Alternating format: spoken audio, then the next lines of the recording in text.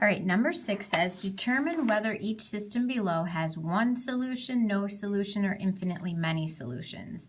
Justify your response. Use of the graph is optional. So what they mean is if you can remember what Mr. Feltry said about if they have the same slopes or if they have different slopes and y-intercepts, you can figure it out that way. I'm going to show you on the graph. So the first equation is in y equals mx plus b form, so it's ready for me to graph.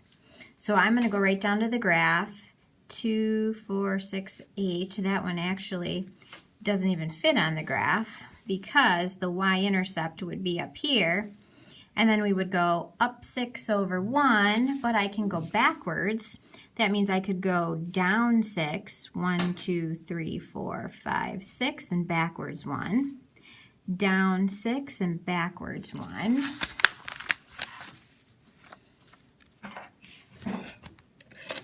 Okay, because we know when we looked at these equations, the slope is with the x, so this would be 6 over 1. Since both are positive, we would go up and to the right, and our y-intercept would be at 0, 8. All right, so if I were to connect these points, it would make an equation or a line that were to look like this. Okay. So then, if I go to the second one, it's not in y equals mx plus b form. To get it that way, I'd have to get the y by itself by dividing everything by 3. So then I would get 3x plus 8. Okay, so if I were to list the slope, it would be 3 over 1. It's positive, so we would go up and to the right. And my y-intercept would be 0, 8.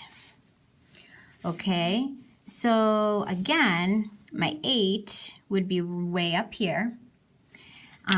This time, though, the slope is different. It's up 3 and over 1. So to do the opposite to fit on our graph, I'm going to go down 3, 1, 2, 3, and backwards 1.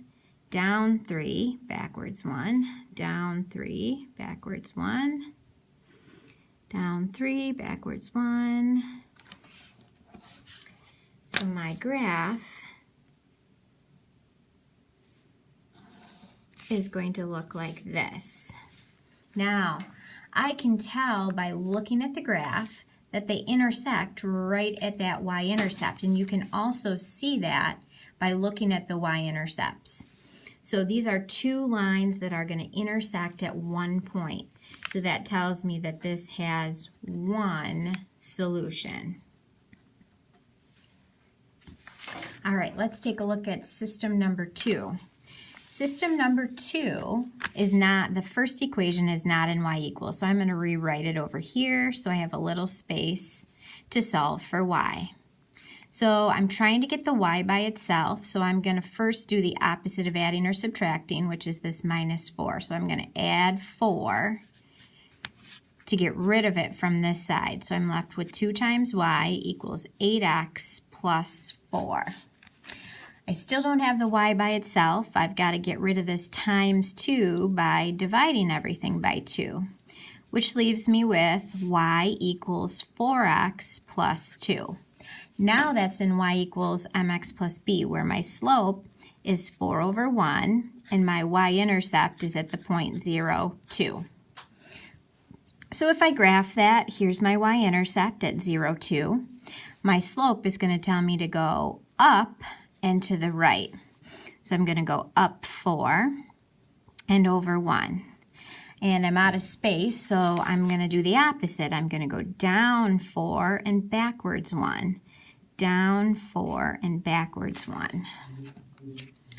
Okay, so that's going to form this line.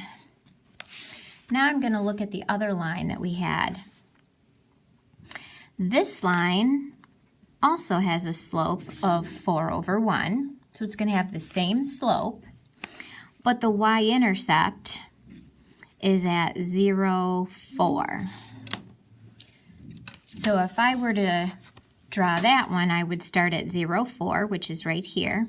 But I'm going to follow that same slope of up 4 over 1, or down 4, backwards 1, down 4, backwards 1, down 4, backwards 1. So if I connect those points,